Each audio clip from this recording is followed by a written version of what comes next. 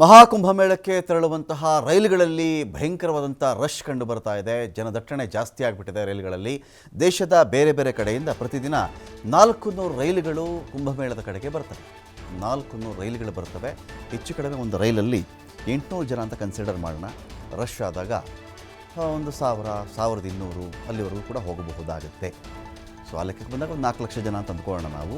1200 ಜನ ಸಾಮರ್ಥ್ಯದ ರೈಲಲ್ಲಿ 10,000 ಜನ ಪ್ರಯಾಣ ಮಾಡ್ತಾ ಇದ್ದಾರಂತೆ. ಇನ್ನು ಜನರಲಾಗಿ ನಾವು ರಶ್ ಅಂದರೆ 800 ಜನ ಇರ್ತಕ್ಕಂಥ ಟ್ರೈನಲ್ಲಿ ಇನ್ನು 400 ಜನ ಜಾಸ್ತಿ ಆದರೆ ರಶ್ ಅಂತೀವಿ. ಆಯಿತು, 1200 ಒಂದಷ್ಟು ಬೋಗಿಗಳು ಜಾಸ್ತಿ ಮಾಡಿದ್ರೆ ಅಂತ ಅಂದ್ಕೊಂಡ್ರು ಕೂಡ ಬೋಗಿ ಜಾಸ್ತಿ ಆಯಿತು. 1200 ಜನ ಸಾಮರ್ಥ್ಯ ಅಂತ ಅಂದ್ಕೊಂಡ್ರು ಕೂಡ 1200 ಜನ ಸಾಮರ್ಥ್ಯದ ಟ್ರೈನ್ಗಳಲ್ಲಿ 10,000 ಜನ ಪ್ರಯಾಣ ಮಾಡ್ತಾ ಇದ್ದಾರೆ. ಮಹಾಕಾಲ್ ಕಾಶಿ ಸೂಪರ್ಫಾಸ್ಟ್ ಎಕ್ಸ್ಪ್ರೆಸ್ ರೈಲು ಫುಲ್ ರಶ್ ಆಗಿದೆ. ಇಲ್ಲಿ ಭೋಪಾಲ್ನಿಂದ ಪ್ರಯಾಗ್ರಾಜ್ಗೆ ಎಕ್ಸ್ಪ್ರೆಸ್ ರೈಲು ತೆರಳಿದೆ. ಇಲ್ಲಿ 4 ಸಾಮಾನ್ಯ, 6 ಸ್ಲೀಪರ್, 8 AC ಬೋಗಿಯನ್ನು ರೈಲು ಹೊಂದಿದೆ. ಜನಕ್ಕೆ ಜಾಗ ಎಲ್ಲೂ ಇಲ್ಲದೆ ಟಾಯ್ಲೆಟ್ಗಳಲ್ಲಿ ಅಥವಾ ಶೌಚಾಲಯಗಳಲ್ಲಿ ಕುಳಿತುಕೊಂಡು ಕುಂಭಮೇಳಕ್ಕೆ ಪ್ರಯಾಣ ಮಾಡ್ತಾ ಇದ್ದಾರೆ. ಪ್ರಯಾಗ್ರಾಜ್ಗೆ ಹೋಗ್ತಕ್ಕಂಥ ಎಲ್ಲ ರೈಲುಗಳ ಸ್ಥಿತಿ ಕೂಡ ಹೀಗೇನೇ ಇದೆ, ಭಿನ್ನವಾಗೇನಿಲ್ಲ. ರೈಲ್ವೆ ಸ್ಟೇಷನ್ನಲ್ಲಿ ಬಹುತೇಕ ಕಾಲು ತುಳಿತ ಆದರೂ ನಿಮ್ಗೆ ಆಶ್ಚರ್ಯ ಇಲ್ಲ. ರೈಲುಗಳಲ್ಲಿ ಕಾಲು ತುಳಿತ ಬಿಟ್ಬಿಡಿ, ಉಸಿರುಗಟ್ಟು ಸತ್ತರೆ ಇಮ್ಯಾಜಿನ್ ಮಾಡ್ಕೊಳ್ಳಿ. ಒಂದು 1200 ಜನ ಪ್ರಯಾಣ ಮಾಡೋ ಕಡೆಗೆ 10,000 ಜನ ಸೇರಿದ್ರೆ ಏನಾಗಬಹುದು? 1200 ಜನ ಕೆಪಾಸಿಟಿನೇ ಅಷ್ಟು. 10,000 ಜನ ಅಂದರೆ ನಿಮ್ಗೆ ಅಲ್ಲಿ ಅರ್ಥ ಮಾಡ್ಕೊಬಿಡಿ, ಒಬ್ಬನ ಜಾಗದಲ್ಲಿ 10 ಜನ ಅಂತ. ಅಷ್ಟರ ಮಟ್ಟಿಗೆ ಇಲ್ಲಿ ದಟ್ಟಣೆ ಆಗಿಬಿಟ್ಟಿದೆ. ರೈಲ್ವೆ ನಿಲ್ದಾಣದಲ್ಲಿಯೇ ಕಾಲು ತುಳಿತ ಆದರೂ ಕೂಡ ಆಶ್ಚರ್ಯ ಇಲ್ಲ. ಪ್ರಯಾಗ್ರಾಜಲ್ಲಾಗಿದ್ದು ಬೇರೆ, ರೈಲ್ವೆ ಸ್ಟೇಷನಲ್ಲಾದರೂ ಕೂಡ ಆಶ್ಚರ್ಯ ಇಲ್ಲ ಅಂತ ಹೇಳ್ತಾ ಇದ್ದಾರೆ.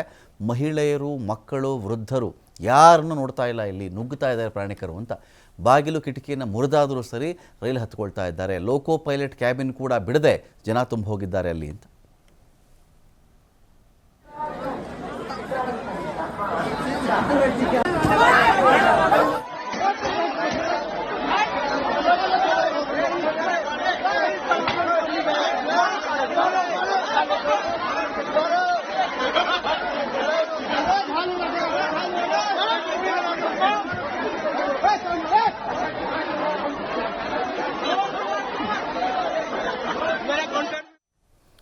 ಕುಂಭಮೇಳಕ್ಕೆ 31ನೇ ದಿನ ಮುಂದುವರೆದಿದೆ ಮಾಘ ಪೂರ್ಣಿಮಾ ಸ್ನಾನ. ಸಂಗಮದಿಂದ 15 ಕಿಲೋಮೀಟರ್ವರೆಗೂ ಎಲ್ಲೇ ನೋಡಿದ್ರೂ ನಿಮಗೆ ಜನನೋ ಜನ ಅಲ್ಲಿ. ಇವತ್ತು 2.5 ಕೋಟಿ ಜನ ಬಂದು ಇಲ್ಲಿ ಪುಣ್ಯ ಸ್ನಾನ ಮಾಡ್ತಾರೆ ಅಂತ ಒಂದು ಅಂದಾಜಿದೆ. 2.5 ಕೋಟಿ ಜನ ಬರ್ತಾರೆ ಅಂತ ಅಂದಾಜಿದೆ. ಸಂಗಮದಲ್ಲಿ ಭಕ್ತರ ಮೇಲೆ ಹೆಲಿಕಾಪ್ಟರಿಂದ 25 ಕ್ವಿಂಟಲ್ ಹೂಮಳೆ ಸುರಿಯುತ್ತೆ. ಅಲ್ಲಿ ಜನಸಂದಣಿ ಕಂಟ್ರೋಲ್ ಮಾಡಬೇಕು ಅಂತ 15 ಜನ DC-ಗಳನ್ನು 20 IPS ಅಧಿಕಾರಿಗಳನ್ನು ನಿಯೋಜನೆ ಮಾಡಲಾಗಿದೆ.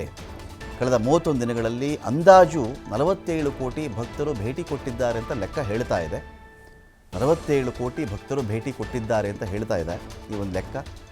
ಅಂದರೆ 47 ಕೋಟಿ ಅಂತ ಆಗ್ಬಿಟ್ಟಾಗ ನಿಮಗೆ ಹೆಚ್ಚು ಕಡಿಮೆ ಭಾರತದ ಜನಸಂಖ್ಯೆಯಲ್ಲಿ ಅಂತ ನೀವು ಕಂಪೇರ್ ಮಾಡ್ಕೊಂಡ್ಬಿಟ್ಟಾಗ ಪ್ರತಿ 3 ಕುಟುಂಬದಲ್ಲಿ ಒಂದು ಕುಟುಂಬ ಅಲ್ಲಿರಬೇಕು ಅಂತ ಅದರ ಅರ್ಥ. ಈ ಲೆಕ್ಕದ ಪ್ರಕಾರ ನಾವು ಬರೋದಾದರೆ ಅವ್ರು ಕೊಟ್ಟಿರ್ತಕ್ಕಂಥ ಅಂಕಿಅಂಶ ಇದು. ಪ್ರತಿ 3 ಕುಟುಂಬದಲ್ಲಿ ಒಂದು ಕುಟುಂಬ ಪ್ರಯಾಗ್ರಾಜಲ್ಲಿ ಬಂದು ಹೋಗಿದ್ರು ಅಂತ ಆಗಬೇಕು. ಆಗ ಮಾತ್ರ ಈ ನಂಬರ್ ನಾವು ರೀಚ್ ಮಾಡೋಕ್ಕೆ ಸಾಧ್ಯ. 400 ಟ್ರೈನ್ ಅಂತ ಅಂದ್ಕೊಂಡ್ರೂ ಕೂಡ ನಮಗೆ ಎಲ್ಲ 4 ಲಕ್ಷ, 5 ಲಕ್ಷ, 10 ಲಕ್ಷ ವಿಸಿಟ್ ಮಾಡಬಹುದು ಟ್ರೈನ್ ಮೂಲಕ. ಅದು ಈಗ ರಶ್ಶಿನ ಟೈಮಲ್ಲಿ ಇದೊಂದು ಭಾಗ. ಇನ್ನೊಂದು ಕಡೆ ನಾವು ಚೆಕ್ ಮಾಡಿಕೊಂಡಾಗ ಈಗ ಆಯಿತು, ಸ್ವಲ್ಪ ಜನ ವಿಮಾನದಲ್ಲಿ ಬರ್ತಾರೆ. ಎಷ್ಟು ವಿಮಾನ ಹಾಕಬಹುದಾಗುತ್ತೆ ನಿಮಗೆ? ಪ್ರಯಾಗ್ರಾಜ್ ಸುತ್ತಮುತ್ತ ಎಲ್ಲ ಒಂದು 20 ವಿಮಾನ ಹಾಕಬಹುದಾ, 25 ವಿಮಾನ ಹಾಕಬಹುದಾ? ಅದರಲ್ಲೆಲ್ಲ 300 ಜನ ಆಯಿತು. ಇನ್ಯಾರು ಬಸ್ಗಳಲ್ಲಿ, ಆನಂತರ ಕಾರು, ಟೂ ವೀಲರ್ ಎಲ್ಲ ಸೇರಿಸಿದ್ರು ಕೂಡ ನಿಮಗೆ ಪರ್ ಡೇಗೆ ನಿಮಗೆ 10 ರಿಂದ 15 ಲಕ್ಷ ಜನ ಅಲ್ಲಿಗೆ ಸೇರುವುದು ಕಷ್ಟ ಆಗುತ್ತೆ ಅಂತ ಹೇಳ್ತಾರೆ. ಕೆಲವರು ಹೇಳ್ತಾರೆ, ಆ ಥರ ಲೆಕ್ಕವನ್ನು ಹೇಳ್ತಾ ಇದ್ದಾರೆ. ವಿಮಾನ ಈಗ ಟ್ರೈನಲ್ಲಿ ಒಂದು 4 ಲಕ್ಷ ಜನ ಅಂತ ನಾವು ಕನ್ಸಿಡರ್ ಮಾಡ್ತಾ ಇದ್ದೀವಿ. ಇವತ್ತು 2.5 ಕೋಟಿ ಜನ ಅಂತ ಹೇಳ್ತಾ ಇದ್ದಾರೆ.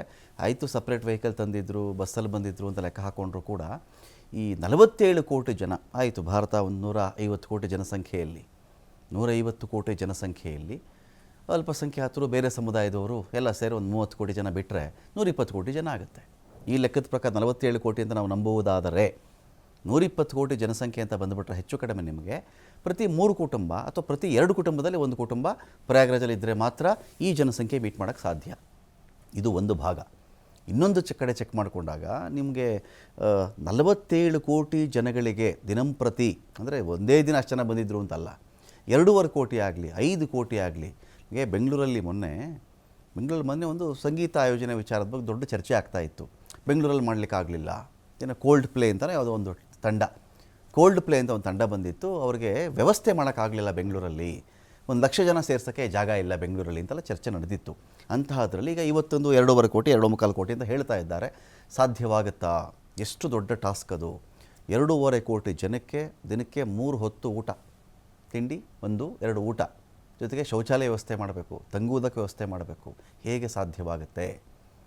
10 ಕೋಟಿ 15 ಕೋಟಿ ಊಟ ರೆಡಿ ಆಗಬೇಕಾಗತ್ತಲ್ಲ ಒಂದು ದಿನಕ್ಕೆ, ಅದು ಸಾಧ್ಯವಾಗುತ್ತೆ? ಇದು ದೊಡ್ಡ ಚರ್ಚೆ ಇದೆ ಇದೊಂದು ವಿಚಾರದಲ್ಲಿ. ಇರಲಿ, ಪ್ರತಿ 3 ಕುಟುಂಬದಲ್ಲಿ 1 ಕುಟುಂಬ ಪ್ರಯಾಗ್ರಾಜಲ್ಲಿದ್ದರೆ ಮಾತ್ರ 47 ಕೋಟಿ ಭಕ್ತರು ಅಲ್ಲಿರಲಿಕ್ಕೆ ಸಾಧ್ಯ.